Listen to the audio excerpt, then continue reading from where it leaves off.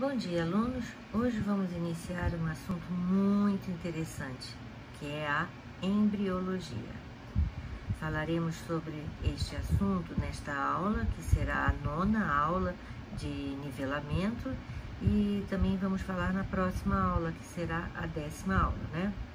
Espero que vocês gostem, assim como eu, gostem muito desse assunto, ok? Então vamos ver essas fotos mais lindas desses animais.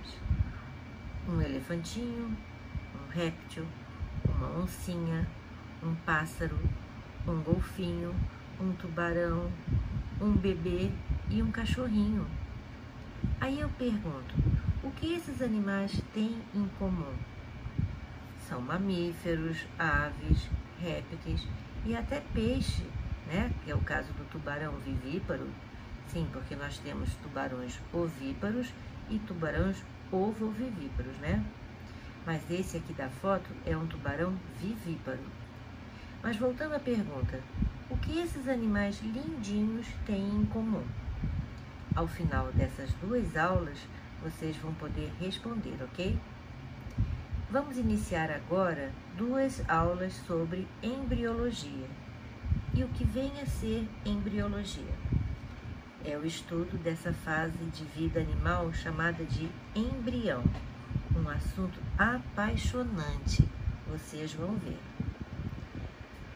O modo de vida heterotrófica ou heterótrofa exigiu dos animais um grande número de ajustes que se pode comprovar através do estudo de fósseis, isso é, das inúmeras adaptações as quais foram selecionadas pelo ambiente e que determinaram o modo de vida das espécies atuais.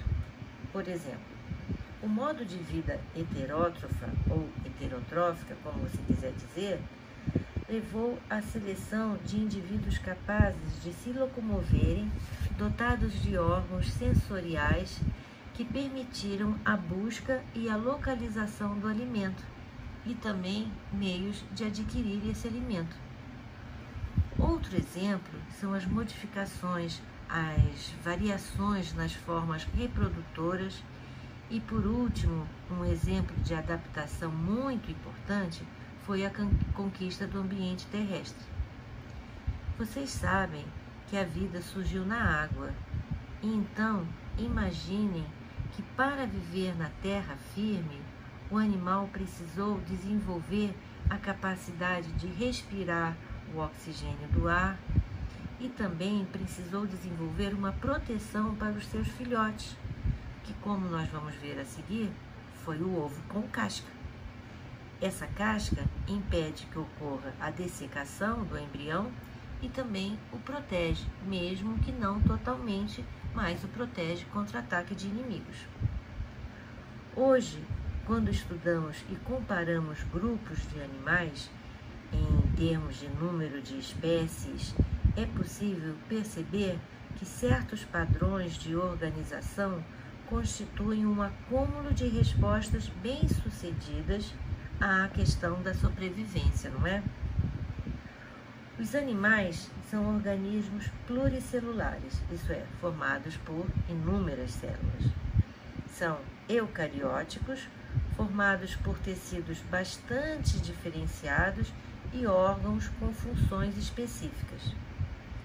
Esses órgãos, de forma integrada, permitem a sobrevivência das espécimes e das espécies.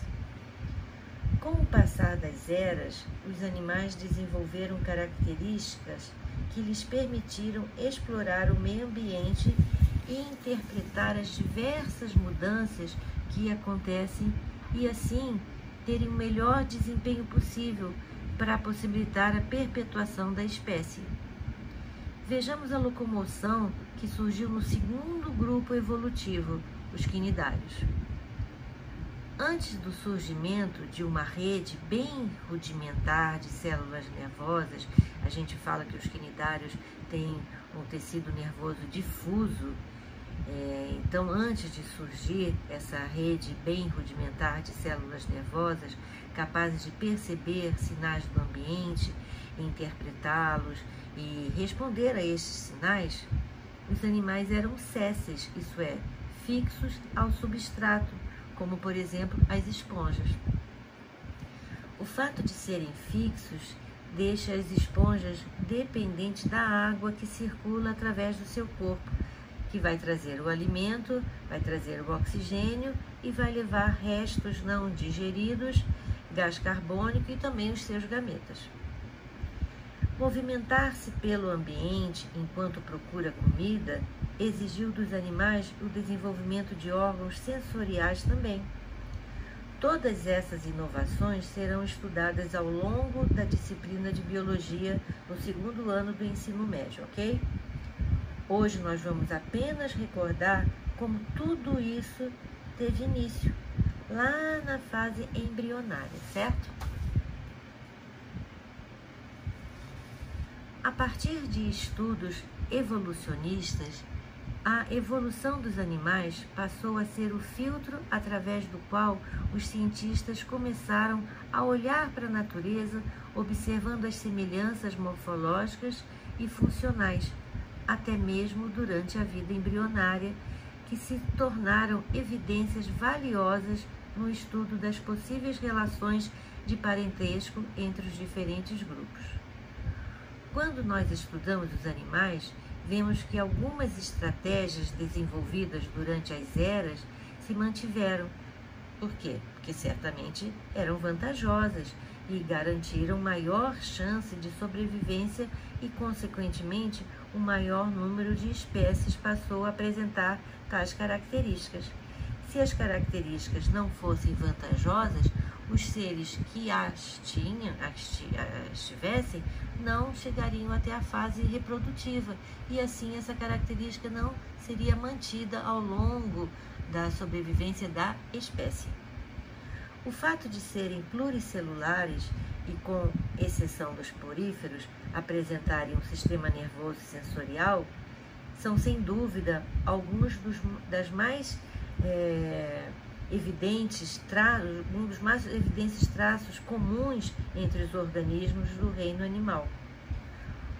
O desenvolvimento de tecido resulta do agrupamento e da organização de células de um mesmo tipo e um fator responsável pelo desempenho de várias funções.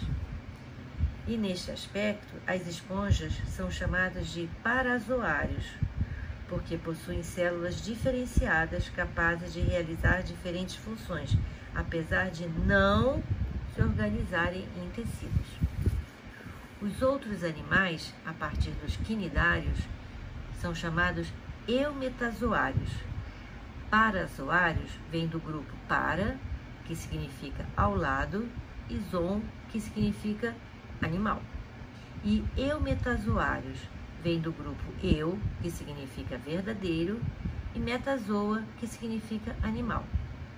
Então, os eumetazoários apresentam tecidos verdadeiros e órgãos especializados e também um tubo digestório dentro do qual vai ocorrer a digestão extracelular dos alimentos. Todos os animais começam seu desenvolvimento a partir do zigoto, que é uma célula ovo formada após a fecundação do gameta feminino pelo gameta masculino. A fecundação sexual, isto é, da qual participam os gametas, é considerada praticamente uma regra geral, apesar de alguns animais também se reproduzirem assexuadamente. Após a fecundação, este zigoto sofre diversas divisões mitóticas sucessivas, denominadas clivagens, e formam uma massa compacta de células, a mórula. Depois deste estágio, vem o estágio de blástula. No estágio de blástula, já possui uma cavidade em seu interior, chamado blastocela.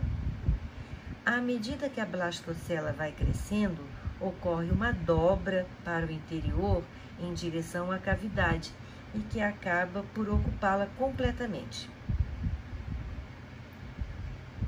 Esse estágio é chamado de gastrulação, durante o qual forma-se a ectoderme.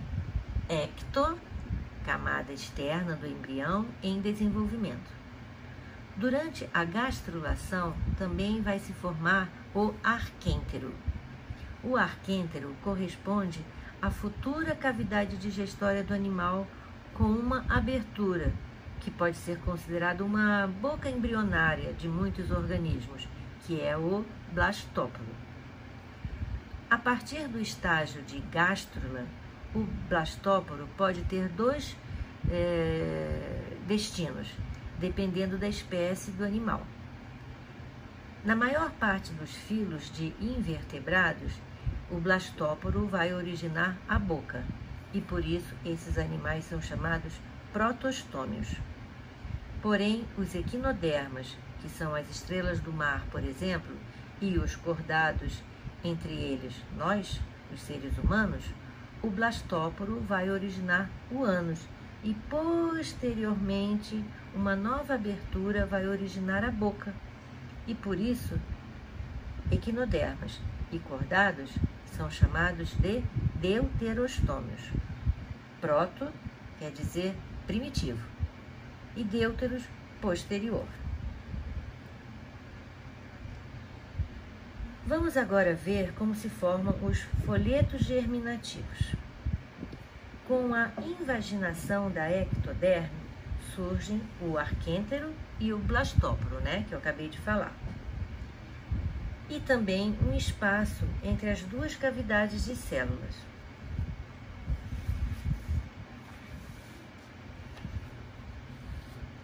Cada uma das camadas damos o nome de folheto embrionário. Portanto, a gástrula tem dois folhetos embrionários, a ectoderma e a endoderma. Os quinidários, que são as medusas, por exemplo, têm dois folhetos embrionários e por isso são chamados de diblásticos. Nos outros filos, após a gastrulação, surge entre a ectoderme e a endoderme um terceiro folheto embrionário, que chamamos de mesoderma. Por isso, os outros filos são chamados de triblásticos. A mesoderma origina vários tecidos, como, por exemplo, o tecido muscular, o endoesqueleto, além de preencher parte do espaço entre as camadas externa e interna do corpo. A versatilidade da mesoderma foi determinante para o desenvolvimento de organismos mais complexos. E o que cada folheto embrionário vai originar? Bem, primeiro vamos ver a ectoderma. O que a ectoderma vai originar? A epiderme, os anexos epidérmicos, o sistema nervoso e as diversas cavidades do corpo animal. A epiderma é o revestimento externo do animal. Os anexos epidérmicos são, por exemplo, unhas, pelos. O sistema nervoso é formado pelas células nervosas e nervos. E as cavidades do animal podemos citar a boca ou o nariz, por exemplo. A ectoderma também vai originar as glândulas sudoríparas, as glândulas sebáceas, as glândulas mamárias, a hipófise e as meninges. Meninges são membranas que protegem o sistema nervoso. A mesoderma vai originar a derme, que é a camada intermediária da pele, os ossos e os músculos, que são responsáveis pela sustentação e movimento do animal, o sistema circulatório, que vai transportar gases, oxigênio e gás carbônico, que é formado pelo coração, pelos vasos sanguíneos e pelo próprio sangue, e também carrega resíduos celulares e hormônios, por exemplo, e também o sistema reprodutor feminino e o sistema reprodutor masculino e os sistemas urinários. Portanto, podemos concluir, por exemplo, que um animal diblástico, como os quinidários, não possui essas características, porque não possui mesoderma, certo? E a endoderma, que vai originar o sistema respiratório e órgãos do sistema digestório, como, por exemplo, o fígado, o pâncreas. A endoderma também vai originar o epitélio que cobre a faringe, incluindo a tuba auditiva, as tonsilas, a glândula tireoide, as glândulas paratireoides, a bexiga, a vagina e a uretra. E também vai originar grande parte do tecido epitelial interno que reveste órgãos e glândulas, e também forma as vias aéreas nos pulmões, a traqueia, os brônquios e os alvéolos pulmonares. A endoderme é o primeiro folheto a se formar e no embrião humano inicia sua formação a cerca de 2 semanas após a fertilização e na 5ª semana já se diferencia em órgãos. As suas células no início são planas, mas aos poucos vão se tornando colunares com a altura maior do que a largura.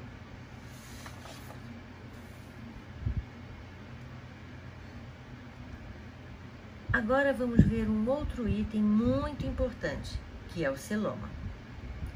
Com o desenvolvimento de animais de corpo cada vez maiores, surgiu um novo problema: como distribuir o oxigênio e nutrientes para todas as células do corpo. A primeira solução para este problema foi o que os vermes achatados, os plateumintos, fizeram. Como eles são achatados dorso-ventralmente, mantêm todas as células ao mesmo tempo próximas da pele e também do tubo digestivo.